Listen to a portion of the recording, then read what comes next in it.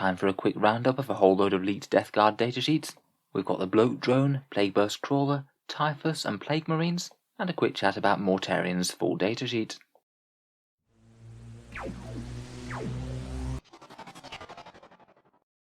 Hello and welcome back to Warspets Tactics, the strategy-focused 40k channel, where we're all about getting the most out of our miniatures on the tabletop. So, as I'm sure most people will be aware, Games Workshop have unfortunately pushed back the Death Guard codex release. It sounds like for whatever reason it's going to be coming in January 21 rather than in December as they'd said earlier. They didn't say the exact cause of the delay, but it sounds like some shipments haven't got there in time, most likely due to the national lockdowns and the disruption caused by the virus. It is somewhat ironic to have the followers of Nurgle delayed by disease. In the meantime, they've given us far more details on Mortarion, and also some Death Guard wallpaper for your computer that you can download if you want. I'll put a link to their article in the video description below. In the meantime though, I thought we'd look at a few of the other packaging related datasheets that have come out for some key changes to multiple Death Guard units. We'd already seen these for Mortarion and the Foetid Bloat hauler, but now it seems that we have the majority of Death Guard units, barring special characters and Terminators. First we'll have a look at Typhus, then the Plagueburst Crawler and the Bloat drone, the war gear changes for Plague Marines, and then look over Mortarion's datasheets from Warhammer community.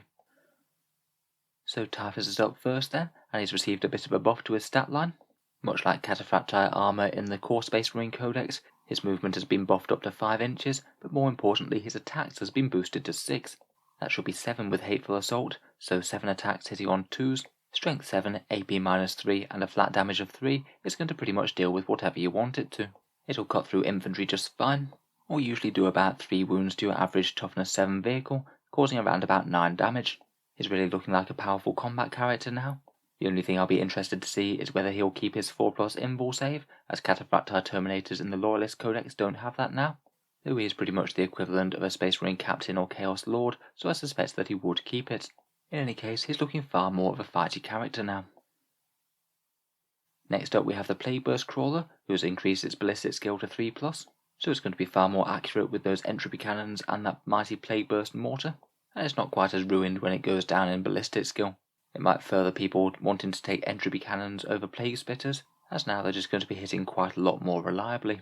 Its attacks have also risen to 4 as well, won't be all that meaningful seeing as it hits on 6s in close combat, but I guess it's something. And more importantly in terms of damage output, those entropy cannons have gone from damage D6 to damage D3+3. Seems to be quite a common trend for true anti-tank weapons in Warhammer 40k. Each unsaved wound is really going to ruin something's day. I would bear in mind that this thing's almost certainly not going to be core anymore, so you're probably not going to be getting anything in the way of rerolls unless that Lord of Virulence does something useful for it, so that might hinder its damage output at least somewhat.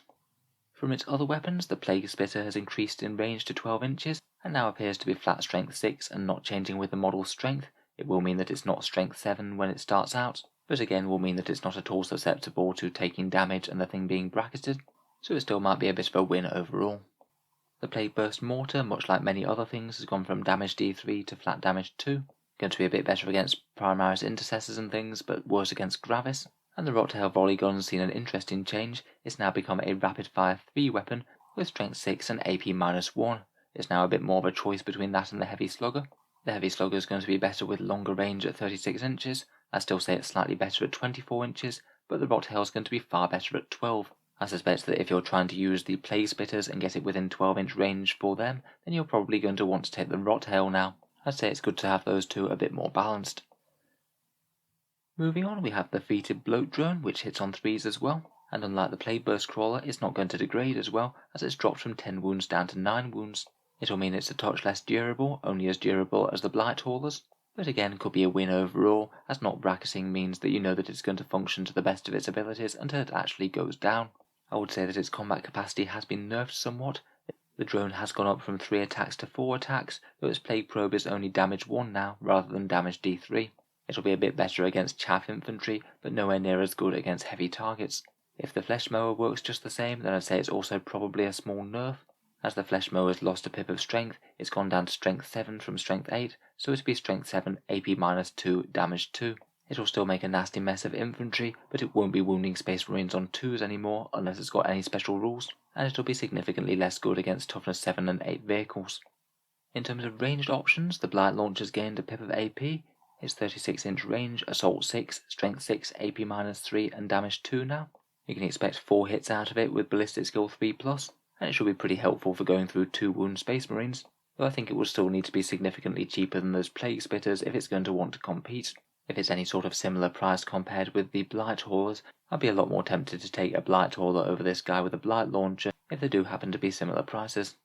Finally, the Plague Spitter is now flat strength 6, which is pretty much a buff. As before, when it got bracketed, you could go down to strength 4, strength 5, so it's pretty handy that this will be strength 6 for good now. Overall, I'd say that the Blight Launcher version is looking quite a lot more threatening, though it's a bit weaker in defense and a bit weaker in melee as well. Hopefully with a bit of luck that might translate into a points drop for it once the new codex comes out. Next we have the Plague Marines, which we already know are going to have 2 wounds and 2 attacks in the new codex. We discussed the 2 wound effect in another video, so feel free to check that one out. But it basically boils down to them being a lot tougher against small arms fire, and fairly similarly durable point for point against heavy weapons. The extra attacks are quite interesting though, particularly as we've got some of the details of their melee weapons here. In particular, it would appear that Plague Knives are now going to be AP -1. It was already kind of semi-viable to run entire squads of Plague Marines armed with Plague Knives and use the various synergies that they had to make them really scary. I suspect they won't have quite as many unique stratagems or options to make them good in the new codex, just seeing as Death Guard have one of the highest numbers of stratagems in the game post their Psychic Awakening book. So I suspect that things might be at least a little bit more limited, though we will have to wait and see. In any case though, going to 2 attacks and 3 with Shock Assault at AP -1 means that they're potentially going to be even more threatening in close combat than they are at range now. 3 attacks at strength 4 AP -1 in melee, compared with only 2 at strength 4 at range. Interestingly, it would appear that Plague Swords are going to be strength +1 and AP -1, which is good news for Plague Bearers whenever the Chaos Demons get their codex, though I guess we can't be 100% sure they'll still be able to reroll all wounds. Finally, on the melee front, Bubotic Axes are now strength +2, AP -2 and damage 1, as is in line with Power Axes, and the Flail of Corruption has taken a small nerf. It's gone down to strength 5 from strength 6, though at least on Plague Marines I'd argue that it's still buffed due to them having an additional attack now. Might be a bit worse for the Blight Lord Terminators, but on here, if it remains the same points cost, it still looks like a very worthy pickup. Finally, there are a couple of little changes to their ranged equipment. The Blight Launcher is now damage 2, such as the one on the Foetid Bloat drone, and the Plague Belchers and Plague Spewers are now 12-inch range to bring them in line with other Flamer weapons. I think with Plague Marines it's just going to boil down to how much good synergy they have within the codex, and what sort of points cost they go up to based on the extra wound and extra attacks. Potentially very scary though, if that AP -1 on the Plague Knives really is real. It'll be interesting to have them maybe as a bit more of a melee unit than as a ranged one. Finally, I just thought we'd take a quick look over Mortarion's datasheet that Warhammer community have generously provided for us. He's 25 power level, and he remains the very fluffy 490 points, 7x70. We'd already seen from the packaging datasheet that the biggest news is that he's going up to toughness 8, and his big scythe Silence is now damage D3+3, 2 very decent buffs. I believe that if he puts all of his many attacks into a toughness 7 or toughness 8 vehicle, then you average around about 28 wounds to the thing. This means that you could do a decent job of dividing up attacks and hopefully kill multiple targets in one turn. It's good to have the confirmation that he still has his Reaping Scythe attack, allowing him to triple the number of his attacks against infantry, so he should go through hordes equally well. In terms of special rules, he does have Disgustingly Resilient, so it's good to have confirmation that that's very much still a thing. Hopefully it'll still be the 5+ Feel No Pain type save. It's not 100% confirmed that that's still the case, but I would find it very unlikely that they would change it. He's got a rule called Contagions of Nurgle, which the Warhammer community team have mentioned before, though we don't know exactly what it is yet. Though there is a bit of a hint via his Toxic Presence rule, which has changed quite a lot. It says that he counts the battle round as being 4 for the purposes of determining the contagion range on his contagion abilities. It sounds like Contagions of Nurgle is going to be a progressive buff that affects units near Death Guard units, probably giving enemy units nasty debuffs when they're in certain ranges of them, and that range is going to increase as the battle goes on. Sounds all very fun and fluffy. I'll certainly look forward to seeing that when it's revealed. It does appear that it's replaced his ability to subtract 1 from the toughness of nearby units though, which was a pretty handy ability. It was not impossible that we might still be able to do that via the Contagions of Nurgle. Other than Toxic Presence, he has Chapter Master style rerolls, meaning you can choose a Death Guard core or character within 6 inches of him and allow them to reroll all hit rolls. He is a character himself, so he could potentially choose himself and reroll those ones to hit with that scythe. In addition, he also has the standard reroll ones bubble within 6 inches as well. As a demon Primarch, he does have to be your warlord if you include him in an army, which to be fair you probably would want him to be anyway, as you'd typically be including him in a Supreme Command detachment, which means that you get those command points refunded. We don't know exactly what his actual warlord trait will be, but we do know that he has a Host of Plague special rule, which will allow you to select one of the Death Guard warlord traits from Psychic Awakening, one of the ones that's a named plague, such as the Shamble Rot, Ferric Blight, etc. It's pretty handy that you can do this at the start of the first battle round, so you don't have to record it on your roster or anything, so it means that you can look at your opponent's army, decide which one of these plagues will be most helpful for dealing with them, and give him that one. It's nice to see a bit of customization on Mortarion. Other than psychic powers, he didn't really have all that many choices before. It is sounding like a nice ability, though maybe not quite as powerful as the old Host of Plagues rule, which allowed him to deal mortal wounds to enemy units within 7 inches. That one does appear to be gone, unfortunately, and it was certainly a reason that you really wanted to deal with him as fast as possible, as things around him would just begin to die very quickly.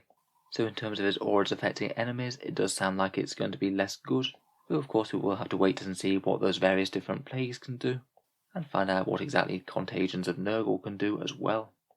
Finally, he's got a 4+ invul save. He'll have a 4+ chance to explode when he dies, and the explosion only affects things that aren't Nurgle, and he can cast 2 psychic powers while knowing 3 from the Contagion discipline.